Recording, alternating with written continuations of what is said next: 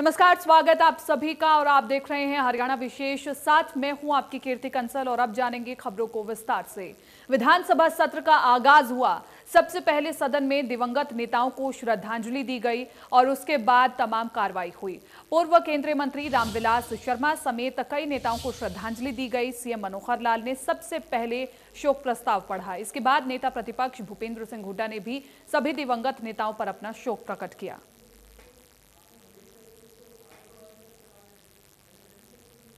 उनके निधन से देश एक अनुभवी राजनीतिज्ञ एवं कुशल प्रशासक की सेवाओं से वंचित हो गया है। ये सदन दिवंगत के शोक संतप्त परिवार के सदस्यों के प्रति अपनी हार्दिक संवेदना प्रकट करता है।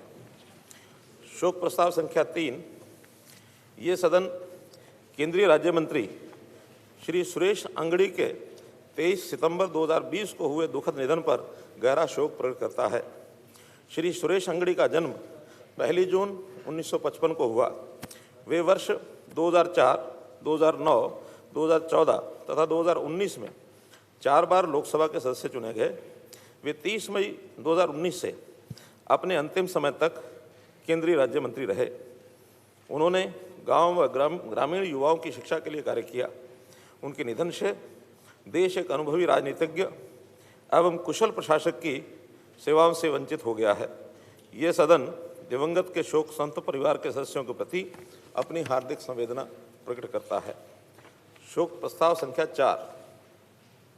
ये सदन भूतपूर्व केंद्रीय मंत्री श्री जसवंत सिंह के 27 सितंबर 2020 को हुए दुखद निधन पर गहरा शोक प्रकट करता है। ये सदन हरियाणा विधानसभा की भूतपूर्व सदस्य श्रीमती सरोज के 16 अक्टूबर 2020 को हुए दुखद निधन पर गहरा शोक प्रकट करता है। ये सदन रोहतक जिले के स्वतंत्रता सेनानी श्रीमती कलावती के 20 सितंबर 2020 को हुए दुखद निधन पर गहरा शोक प्रकट करता है।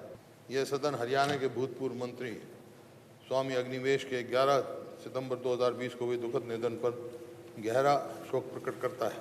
उनका जन्म 21 सितंबर 1939 को हुआ। वे वर्ष 77 में हरियाणा विधानसभा के सदस्य चुने गए और 89 के दौरान मंत्री रहे। वे एक सच्चे समाज सुधारक थे और आर्य समाजी थे। उन्होंने बंधुआ मजदूर के खिलाफ सफल अभियान चलाया। उनके निधन से राज्य एक योग्य विधायक एवं कुशल प्रशासक की सेवाओं से वंचित हो गया है। यह सदन दिवंगत के शोक संतप्त परिवार के सदस्यों के प्रति अपनी हार्दिक संवेदना प्रकट करता है। यह सदन हरियाणा विधानसभा के भूतपूर्व सदस्य श्री देवराज दीवान के 18 अक्टूबर 2020 को हुए दुखद निधन पर गहरा शोक। हरियाणा विधानसभा सत्र के पहले दिन जैसी उम्मीद थी वैसा ही हुआ। कृषि कानूनों के मुद्दे की गूंज सदन में सुनाई दी। कृषि कानूनों के खिलाफ कांग्रेस ने वॉकआउट कर अपना विरोध जताया। इसके बाद सरकार और विपक्ष में तीखी बहस हुई। विपक्ष के विरोध के बीच सीएम मनोहर लाल ने सदन में कहा कि केंद्र सरकार कृषि कानूनों को लेकर के धन्यवाद प्रस्ताव लेकर के आएंगे और उस पर विचार किया जाएगा।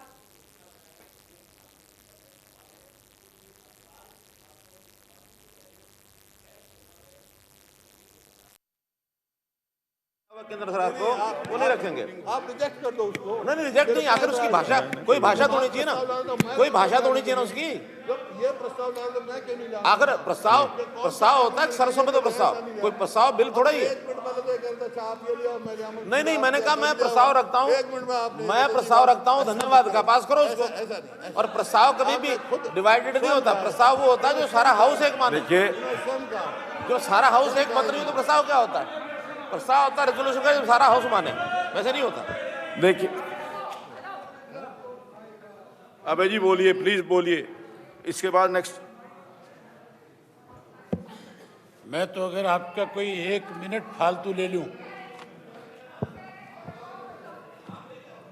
स्पीकर सर, कहा कि कल प्रस्ताव आप लेके आओ। हाँ, कंडम भाषण का नहीं, धन्यवाद का प्रस्ताव आप लाओ या हम लाएं? मैं लाऊंगा।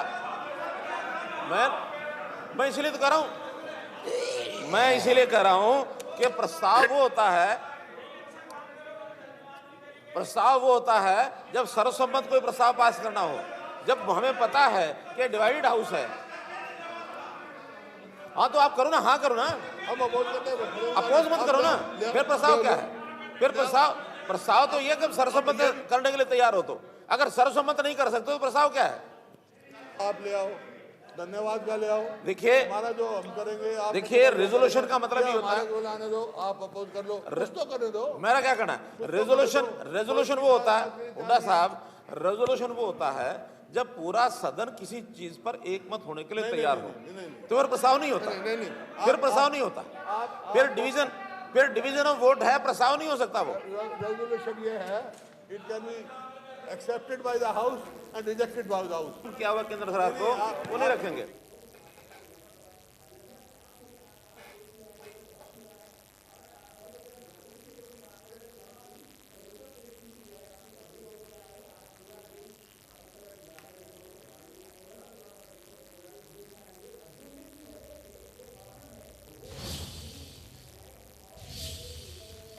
विपक्ष पहले से ही 2 दिन के विधानसभा सत्र होने पर सवाल उठा रहा है। सत्र के पहले दिन सदन में नेता प्रतिपक्ष भूपेंद्र सिंह हुड्डा ने 2 दिन के सत्र को लेकर के नाराजगी जताई और सत्र को 3 दिन का करने की मांग भी की, लेकिन स्पीकर ज्ञानचंद गुप्ता ने इससे इनकार कर दिया। स्पीकर ने कहा कि विधानसभा सत्र के दूसरे दिन की कार्यवाही लंबी होगी। उन्होंने भरोसा दिलाया कि सत्र में सभी विधायी कार्य पूरे होंगे, जिसके बाद विपक्ष भड़क गया।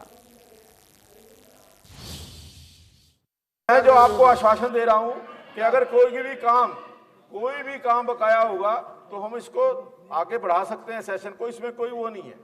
आप कमाल की बात है, कमाल की बात है। अध्यक्ष महोदय, आप तो चाहते हैं भाई कल निपटा दे सारा काम, नहीं होगा। इसका मतलब देखिए, मैंने कहा कि किसानों के जो बिल आए हैं उनके ऊपर हम चर्चा करेंगे। आपने कहा कि धांधली हुई है।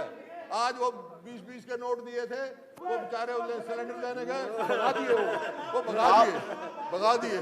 आप चर्चा, जिस प्रकार आप इसके ऊपर चर्चा, इस देश का भ्रष्ट करने का काम किया गया। नहीं, कल आप चर्चा करना चाहते हैं कि नहीं चाहते? हाँ जी, तू तो था नहीं वहां पर, बैठ जा, तू था नहीं, बैठ जा। क्या मिलेंगे? हाँ, मैं तो कह रहा हूँ पूरा दूंगा। आप थक जाएंगे, मैं नहीं थकूंगा। नहीं, टाइम की कमी रहेगी जब तो आदि। अध्यक्ष महोदय, आप थक जाएंगे, अध्यक्ष महोदय, ये 3 बिलों पे बकाने का काम कर रहे हैं, ये केवल बकाने का काम कर रहे हैं। अगर आपके पास कोई तथ्य है, अगर आपके पास कोई तथ्य है ना, आप रखो तथ्य।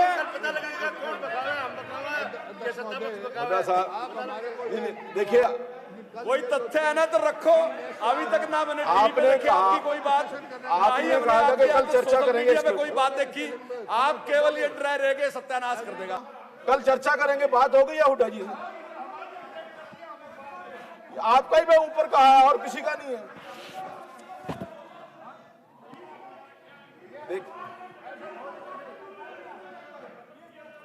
देखिए, आप किसी विषय पर बात करेंगे तो समझ आएगा। आप किसी मुद्दे पर चर्चा करना चाहते हैं तो करो, अगर मुद्दा कोई नहीं है तो हल्ला टालना तो टालो। रजिस्ट्री कराने का काला टेंशन लगा हुआ है, आपको पता ही नहीं है। आप पढ़ते तो है नहीं, उसके अंदर काला टेंशन लगी हुई है, रजिस्ट्री घोटाले की लगी हुई है। एमएसपी के जिक्र कल चर्चा करेंगे इसके, मैं कह रहा हूं कल चर्चा करेंगे। अपनी चेयर पे जाओ और जिक्र करो और जवाब देंगे, करो जिक्र। आप वेल में क्यों है रे? क्योंकि आपके पास कहने के लिए कोई बात नहीं है, और वैसे हल्ला करने रहे। अगर आपके पास कोई तरक है ना तो अपनी सीट पे जाओ और चर्चा करो। आप वेल में आए इसलिए क्योंकि आपके पास कहने के लिए कोई बात नहीं है। जो आपको वो भी निकालने आप। हाँ, रूल 13 में निकाल लेते। उसमें क्या लिखा है? उसमें लिखा है कि बृहस्पतिवार का जो दिन है वो नॉन ऑफिशियल डे होगा। आपने इस नॉन ऑफिशियल डे को भी ऑफिशियल डे में कन्वर्ट कर दिया। ट्रेडिशन जो पीछे चली आ रही है कि पीछे क्या हो रहा था?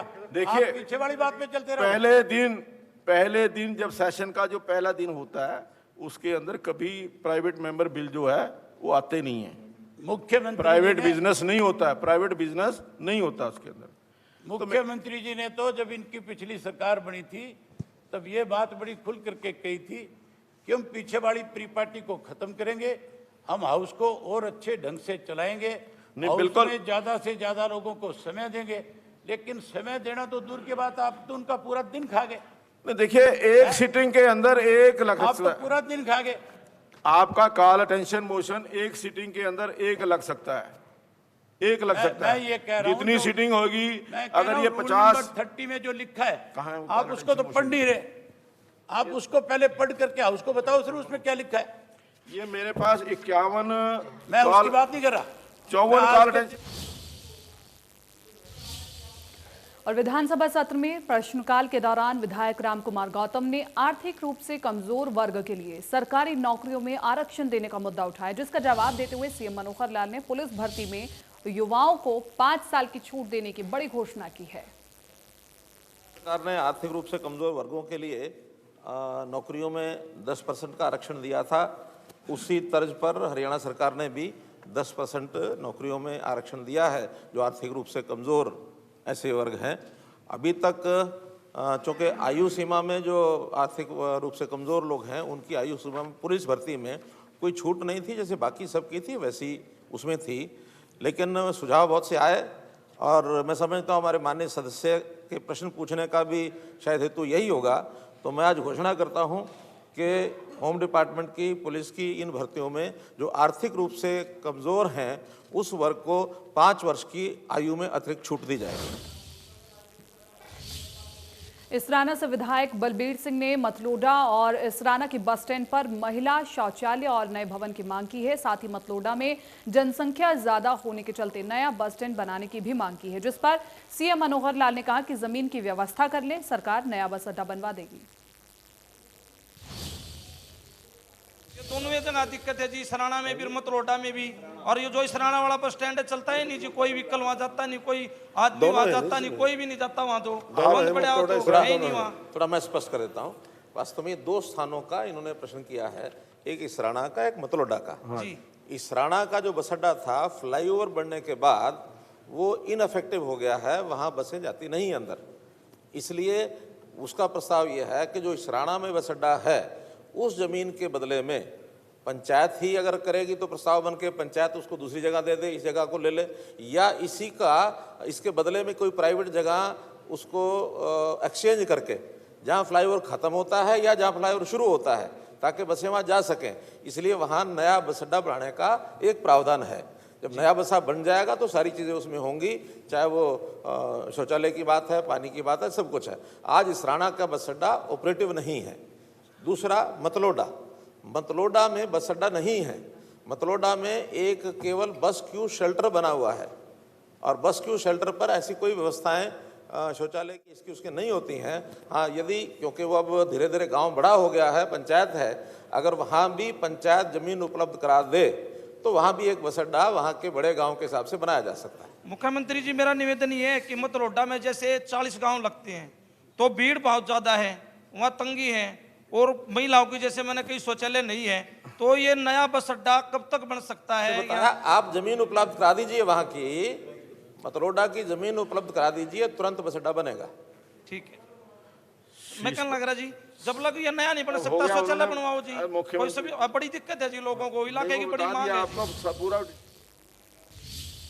बाठड़ा से विधायक नैना चौटाला ने सवाल पूछते हुए सरकार उनके हलके बाडरा में उपमंडल का निर्माण कब तक शुरू करने वाली है, क्योंकि अब तक जमीन भी एक्वायर नहीं हुई है। बाठड़ा हलके में लोगों को अपने काम के लिए दादरी और भिवानी जाना पड़ता है, जिसका जवाब डिप्टी सीएम दुष्यंत चौटाला ने दिया। पूछना चाहूंगी, क्या जमीन एक्वायर करके हमें उपमंडल की बिल्डिंग मिलेगी या नहीं मिलेगी? क्योंकि बाडरा हल्का पूरे हरियाणा में एक ऐसा हल्का है जिसके लिए उसको दादरी भी जाना पड़ता है, पब्लिक हेल्थ के लिए भिवानी जाना पड़ता है और बहुत सारे काम खुद बाडरा में करने पड़ते हैं। तो एक ही हल्के में 2 डीएसपी, 2 एसटीओ, एसडीएम अलग अलग, मतलब समझ ही नहीं आता कि हल्का मतलब कहाँ क्या करें उसका। तो जब हमारा उपमंडल बन जाएगा तो मुझे लग रहा है बहुत सारे काम जो है वो बाडरा में होने स्टार्ट हो जाएंगे। तो मैं तो इस चीज़ का पूछना चाह रही हूँ कि ज़मीन एक्वायर करके कब तक ये बाडरा को तोहफा मिल जाएगा? अध्यक्ष जी, जहाँ तक कंस्ट्रक्शन की बात है, क्योंकि बारडा की पंचायत जो है उसके पास सब डिवीज़न बनाने के लिए सफिशिएंट लैंड नहीं है और उसके लिए गवर्नमेंट को लैंड की ज़रूरत है।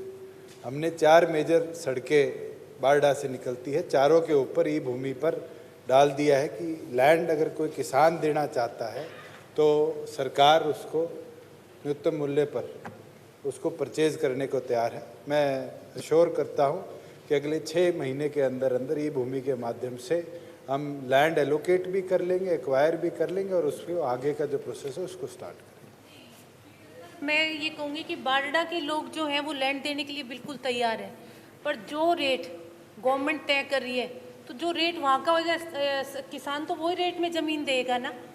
अगर सरकार बहुत कम रेट आकेगी ज़मीन के तो किसान कैसे ज़मीन देगा अपनी। तो जो जायज़ रेट है उस रेट में आप ज़मीन ले लो और उपमंडल बन जाएगा।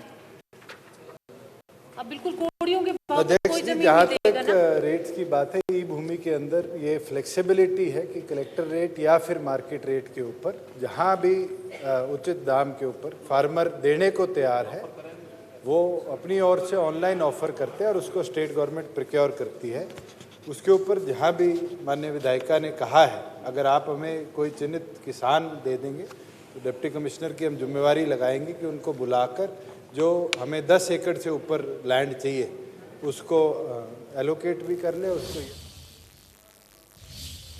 विधायक रावदान सिंह ने नारनौल को जिला बनाने की मांग की है, जिस पर डिप्टी सीएम दुष्यंत चौटाला ने कहा कि अभी केंद्र सरकार के आदेशानुसार नया जिला बनाने की अनुमति नहीं है।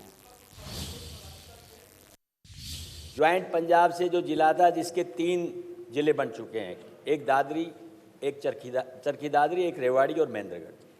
पिछले दिनों एक समाचार पत्र के माध्यम से खबर आई कि सरकार 2 जिले बनाना चाह रही है और नारनौल को भी जिला बनाना चाह रही है। इस संदर्भ में ये बात मैंने पूछी थी और ये एक एप्रीहेंशन है हमारी कि जब जिले का नाम बनाएं जिला बहुत खुशी है, लेकिन जिले का नाम बदलने की सिर्फ खाली बात है तो वो हमारे लिए तकलीफ की बात है, क्योंकि पहले भी हमारे साथ हो चुका है। इसी सदन के पटल के ऊपर हमने एक मांग रखी थी कि नेशनल हाईवे हमारा जो कनेक्ट करता है कोटपुतली से, उस नेशनल हाईवे को डीनोटिफाई करके स्टेट हाईवे बना दिया गया। आईएमटी हमने बनवाया था, उसको माननीय मुख्यमंत्री महोदय ने इंडस्ट्रियल एस्टेट बना दिया। वहाँ पर किसान मॉडल स्कूल बनाया था, उसके कार्य को रोक दिया गया। आज रोडों की व्यवस्था जिस तरह की है वो मैं समझ सकता हूँ कि माननीय स्वयं डिप्टी मुख्यमंत्री जी वहाँ जाएँ और देखें तो लोगों से इस बात का एहसास हो जाएगा। आज अगर फिर ये बात ऐसी आई कि जिले का नाम ही बदल रहे हैं तो उस बारे में एक एप्रीहेंशन थी जिस बारे में मैंने प्रश्न पूछा था। मुझे पूरा विश्वास है जब सरकार जिला बनाने की बात करेगी तो सबसे पहली प्राथमिकता जिला महेंद्रगढ़ को एज इट इज रख के नारनौल को जिला बना दे, इसके लिए हमें खुशी होगी। सदस्य ने शायद जवाब पढ़ा नहीं है।